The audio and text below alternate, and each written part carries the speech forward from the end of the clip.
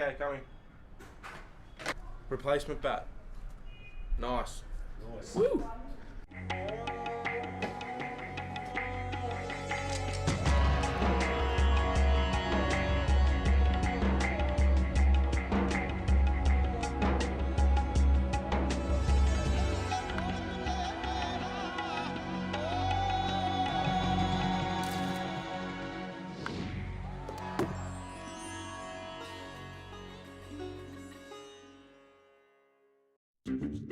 How you going, bunch?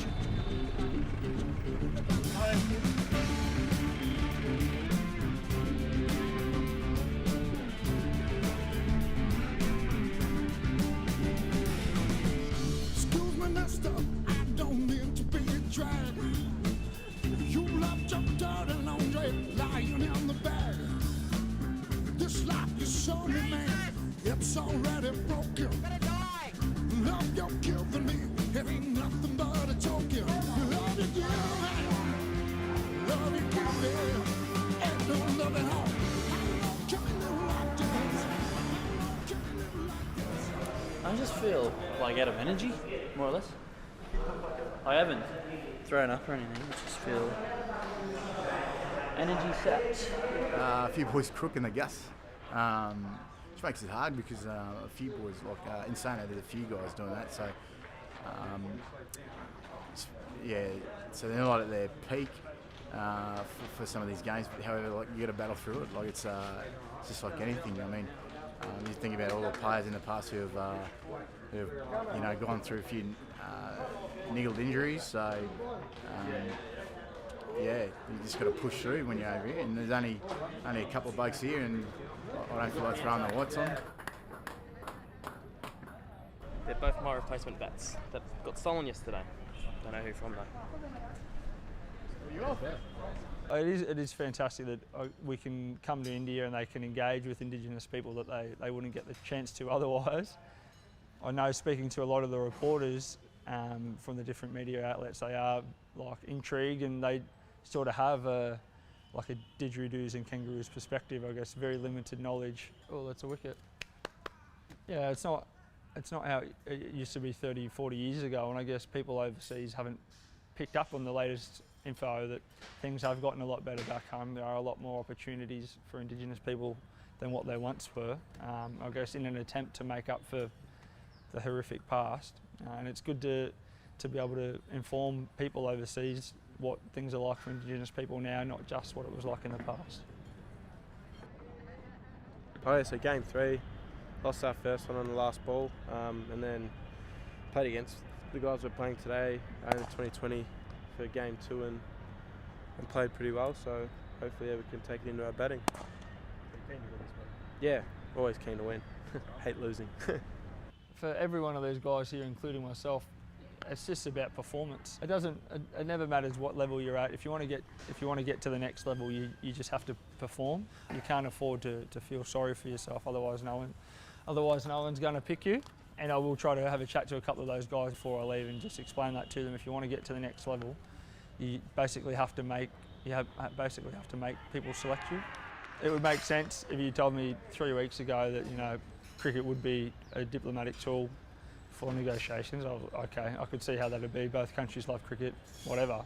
But now that we're here and seeing again the importance that they place on it, I can definitely understand why I guess Australia can leverage that, and why India can also leverage it the other way. Fielding was pretty good, and then yeah, the batting was also very good. So another tick, another good win. We have been invited as a group to a local cultural festival where there'll be some dancing. Only one thing is there, that they'll not get beer. No, nobody is going to drink anything. They are not coming. You'll be giving juices and cold drinks and snacks and all that, but no beer because it's a religious function type of. We'd pretty much literally been dragged along to this festival. The boys are pretty tired, but we thought, we'll go along and waste time here only. We only live once, I guess. So we went along, and all we could hear when we got closer and closer was bunch of sticks being banged together and just, you know, a lot of noise.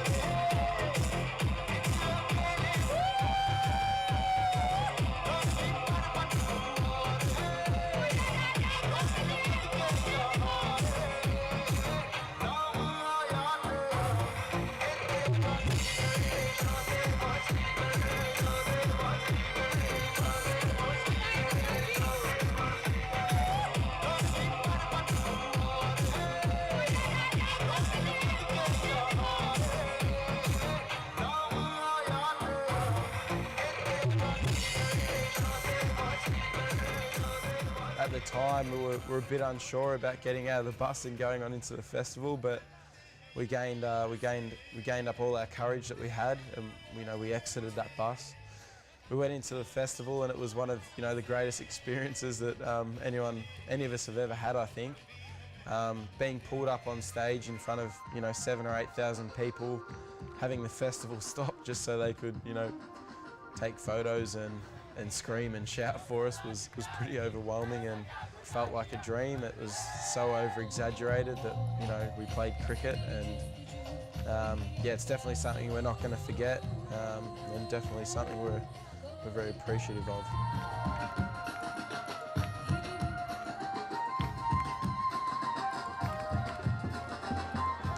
I love to dance a lot.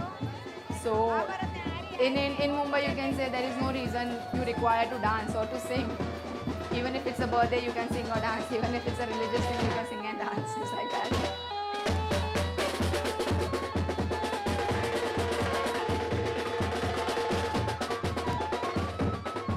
Yeah, to see Diwali and to see how it's all, how they just celebrate.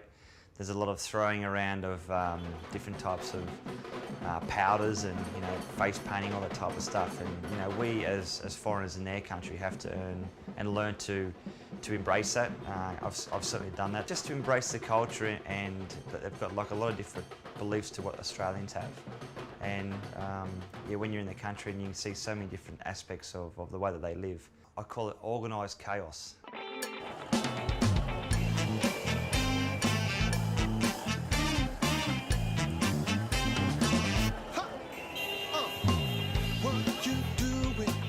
It's not working, you know it's too impossible. Girl, stop fronting, 'cause I'm not wanting the things that you are getting to. Hey, get back! What you trying to do? Push it back before you make a move. Hey, get back! What you trying to do? You know I ain't in love with you. A couple of times I've crossed the road, I started waiting for the break in the traffic, and I could see other people just walking across. And what the traffic does is just drive around you. They don't want to hit you. No, that's right. Whereas in Australia, I think they actually want to hit you. That's right. Speed up. Whack! Yeah. Just because they could. All right. All right, let's go in. Head on in. We're fortunate enough to meet a few Australians over there that were doing some great things. They gave me the opportunity to come to their college for disadvantaged youth, where they're trying to give them the tools that they require to go out into the workforce, whether it be in retail, with a trade, just to earn some cash and get them by.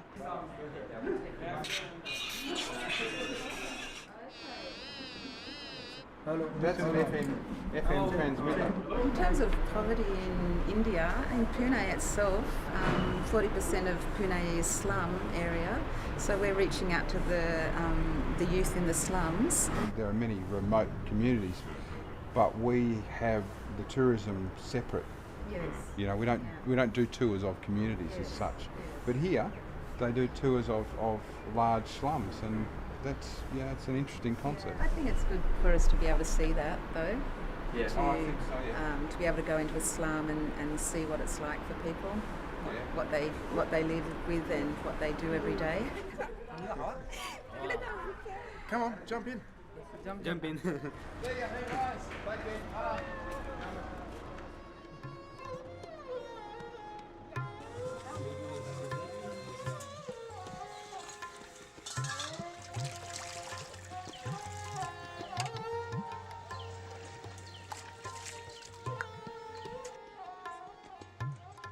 I guess seeing the slums over in India and to seeing what they go through, and as we've spoken about, walking outside your hotel room where you've got luxury in one door, and then you walk out and then you've got the slums. And I've been down to the slums, I've been down to all the places there where the kids don't have anything, they're all rag pickers.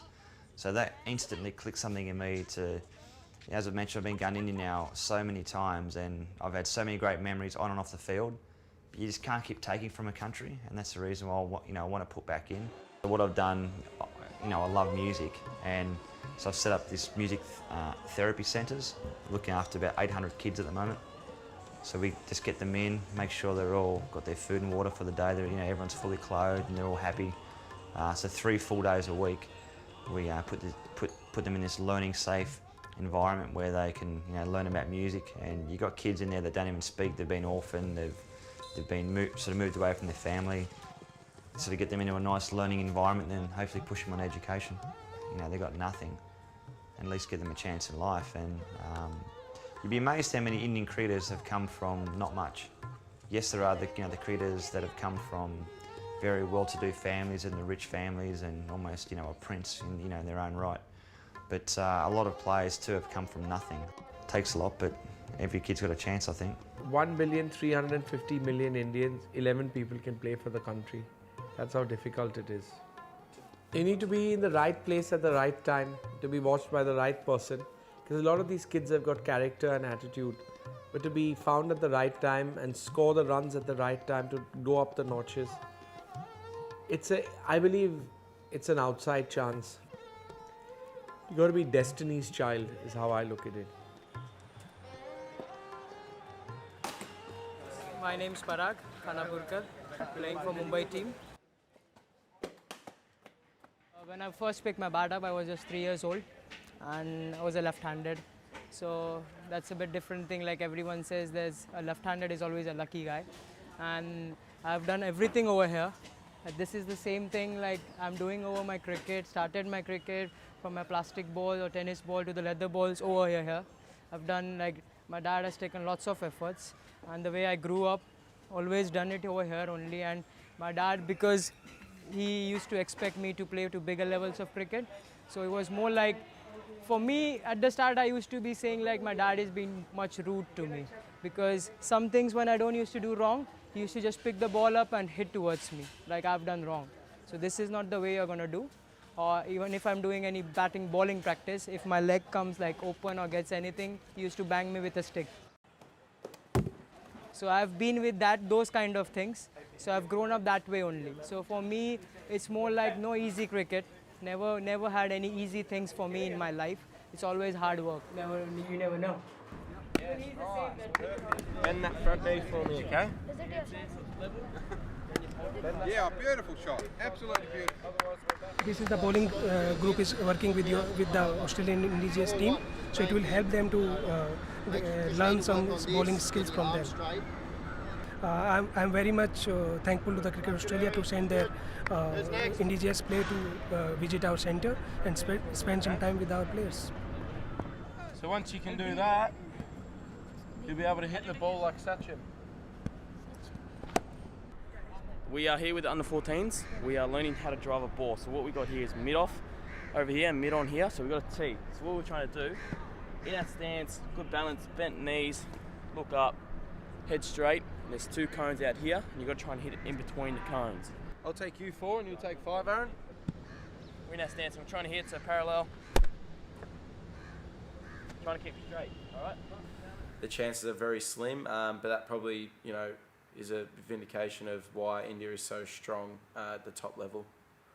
But it's also very interesting to know how many Sachin Tendulkars are out there that haven't made it to the top level. When I'm playing cricket, I always believe in God and always believe in myself. So we'll just go in now. what I like every time. Like whenever you come in a temple, it's more like peace you get. It's not just like coming and asking something. And I always believe in not asking God what I want, because they know what I want actually, or what everyone wants. So I just come here, take their name, and get some blessings from my mom, dad, my relatives, or whatever I do ahead in my life. In my family, you can say everyone is believing about the traditional goddess and all, but I am not. I'm totally opposite of that. I don't like. I'm like, okay, what I will create my destiny of my own, rather than asking to someone else. Unless I will do my hard work, I will not gain anything. Just by sitting and just by praying, it doesn't mean that I will get everything. It's like unless I will go outside and I will do hard work, I will not get anything. So my thinking is totally different compared to my family, you can say. There's a cricketer who is a very good friend of mine. He's a wicketkeeper batsman, and he stays in a house which is very small, and there are more like 5 or 6 members staying in house. But he's not like disagreeing with God that why have you given me this life. He's happy with whatever he has. So that's what I think, like rather than disgracing every time to God or to the luck, whatever they say, that every time I should get better than this. It's better that what you have and focus on that, and that's what he does.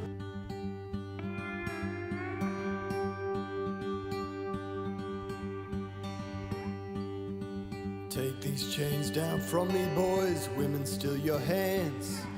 Let your song be given voice. Let the song demand a fragile claim by all who toil to reap that which they've sown. Or the wheel may find you chained together, singing as you go.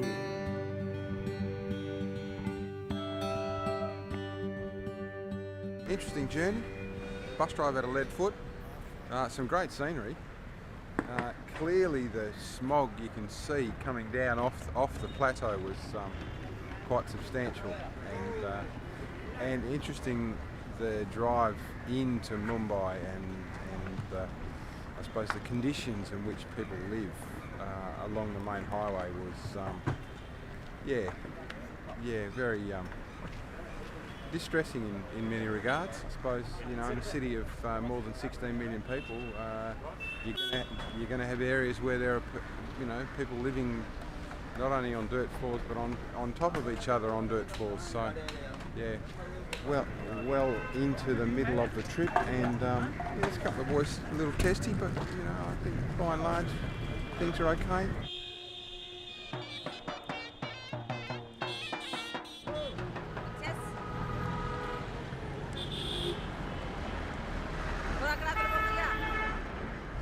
More than half the population of Mumbai living in the slums. 55 to 60% of Mumbai's population living in the slums. Normally, the slum, the names use all negative images, like people are poor, doing nothing, sitting around, high crime rate, children doesn't go to school, begging, you know, these kind of things. But Dharavi is completely different. Presumably they don't get paid very much. That is true actually, you know, everywhere. I mean, Dharavi, we have a lot of industries here. You know, definitely we don't have a kind of like fair wage system. Yeah. You know, so whatever you make, you get. And of course, you know, owners making more profit, cheap labor. You know, that's the reason maybe there are a lot of industries in this slum. You know, it's quite big, but for 1 million people, it's very small. It's very densely populated. You know, when you walk into the residential area, you can feel it. You know. Couldn't imagine living on $3 Australian a day, for starters. It's pretty intense, all of this. It's very eye-opening, that's for sure. I can't believe that the slum goes all the way out to the white blue building out there. It's huge.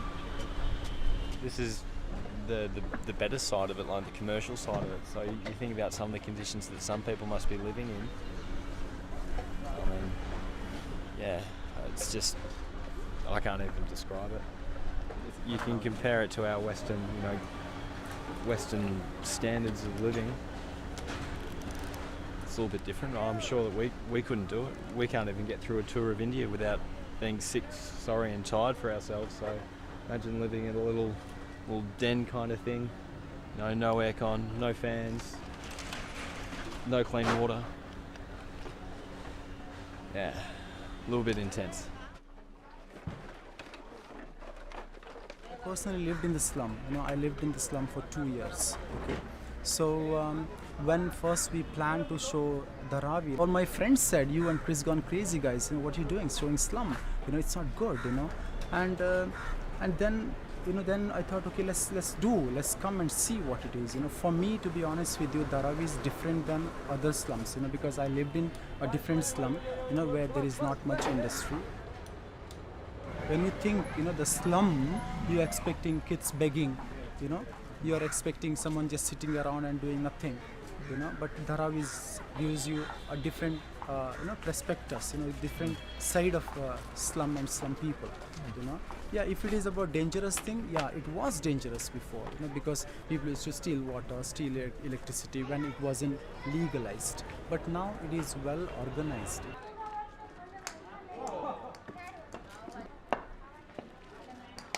Oh! Can't catch him. Butterfingers. Catch. Oh! It's a shot. Catch his little brother. They're everywhere. Oh! Catch! Oh!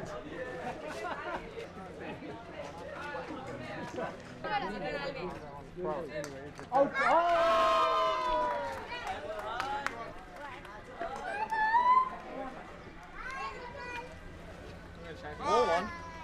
Ta-da! See you later, sister. I think maybe they have learned something, from Dharavi. Maybe a different side of a slum, or a different side of people, or just meeting some, some kids around here. I'm sure something they learned from this trip. Really amazing and sad, but everyone's trying to get some work in some sort of way. Just everyone does what they do, try and earn a little bit of cash and just make their way around life, I suppose. You cannot compare any community to what we've just been through. I hope some of the boys appreciate it and stop making faces and really learn from it. People have a wrong thinking about that it's a slum area. Everyone is having a different point of view over here. Everyone is having different kind of families, different religions are staying in this whole area, you can say. Every individual is equal. Every individual has their own rights. Every individual has their own dreams. Everyone is trying their hard and working hard to gain their success and fulfill their dreams.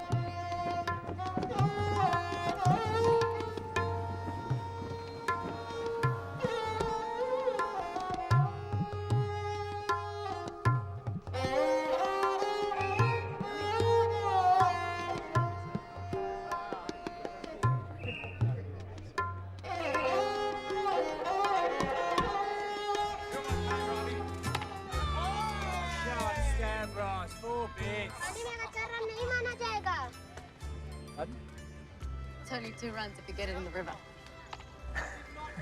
Chili, what are you doing here? Dad's here, and I've always wanted to see Varanasi. It's a long way from the banks of the Yarra, huh? Give it your best shot, Riley! Oh, shot! Stabosaurus! Vishnu, the god of cricket! You still love it, don't you? What? The cricket. The game and the boys. Oh, that's massive! Yeah. It's the best. The best. Mm-hmm. Now, unless you play, you wouldn't understand.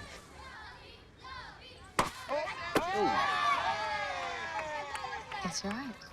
Red carpet. It was pretty flashy.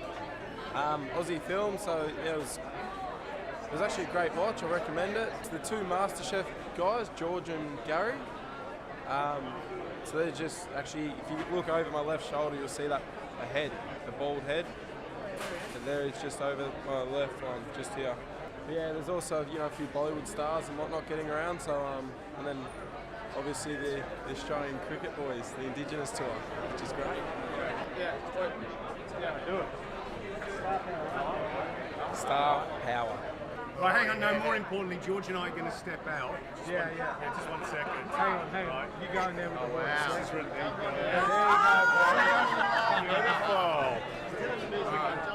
You asked me about my cricket skills. And cricket abilities. From what we saw, Yeah, you tell me. pretty I mean, rate me. sensational. Yeah, Sensational. Stavros was the man. He was the He man. Thank you. go-to man. Thank you. Well, you see, if you're going to in-house out, I had to play the Australian captain. That's true. Now, Keep if going you're going to to it, take that guy on, you better know a little bit about cricket. You must. So I had 2 months of intense training, getting my eye in, the posture, and maybe it's paid off. Do you have any other upcoming roles? I or do. jobs, or? I have a film called Besharam, which I'm Yep. going to start shooting next month. Beautiful. With an actor called Ranbir Kapoor. Yep. And do you know who that is? Are you just nodding and As smiling? you said, you know, you go Nodding along with smiling, it. yeah. Yeah, so. And a director called Abhinav Kashyap. Yeah. And the koala bear is going to make he has a walk-on appearance. The big drop there. Cameo. Cameo. What is this? Is this Bhangra? Going, he wants to teach you some dancing. That's what we're going to be doing in the movie. Can you do the hip shake? Did you learn anything from the dance in the film? I need to have some guts showing though. So, what are you doing here? Yes. I've had that accent before. What are you doing in Mumbai? Yeah, I'm from Australia and I just came to watch a film. Right. The red carpet. Is that what you're doing? Yeah, and we play a bit of cricket, so yeah, with the Australian Cricket? Indigenous I think team. I know what that might be, the Indigenous team. Yeah, so That's very impressive. actually we saw you in action in the movie. I know, I think, you know what was really bothering me is that I think I'm quite a batsman. I think they And I was did not use you. yeah, did not use me. They did not Misused you. utilise my skills. Which I picked up. And I feel like maybe they would have won a lot earlier if they did that. Yeah, so they had Bieber who he just made out like he was good, but Yeah, I think you were the real deal. Anjali, the real cricketing hero of the Abbotsford Ambulance. Right on, yeah. Beautiful. Good luck with the tour. Thank you very much. Thank you, thank you. Thank you. Can I get a picture? Found out I was going to India. I had to get on a phone call to my wife to see if I can go first. Yeah, it's definitely an honour to be recognised as you know, an upcoming cricketer, and to represent your country is a pretty big thing in any form of life or sport. My most memorable experience of India was the big dance festival we went to in Pune. They all thought we were absolute superstars and we got treated like celebrities and probably took about 1 million photos for the night, and yeah, it's probably the best night of my life to date, so yeah, great experience. My most memorable experience coming over here would be definitely going to the Dharavi slums. It was a bit of a shock going there. Felt a bit emotional, a bit of an eye-opener. It just made me appreciate life a lot more, and you don't need much to be happy in life like some people.